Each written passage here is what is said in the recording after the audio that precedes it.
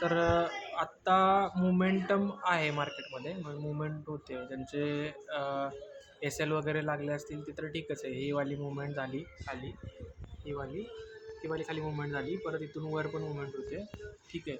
तर याच्यामध्ये आहे ना मुवमेंट होताना डेल्टा एक्सचेंजमध्ये आपण बघताय की 9:03 वाजता यांनी सांगितलेलं की 9:03 मेंटेनन्स कंप्लीट होईल. ठीक आहे.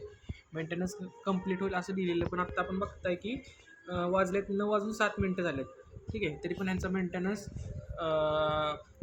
चाललेलंच आहे अजूनसुद्धा. तर की मुवमेंटच्या वेळा त्यांचा ॲक्च्युली मोमेंटम असताना, जसं की आपण बघतो की यू एस मार्केट 7:30 वाजता ओपन होतं, त्यावेळी क्रिप्टोमध्ये मुवमेंट असते. त्यावेळी ॲक्च्युली ह्यांनी हे मेंटेनन्स वगैरे नाही ठेवला पाहिजे, बरोबर आहे ना. तेव्हाच ह्यांचा मेंटेनन्स होतो आहे.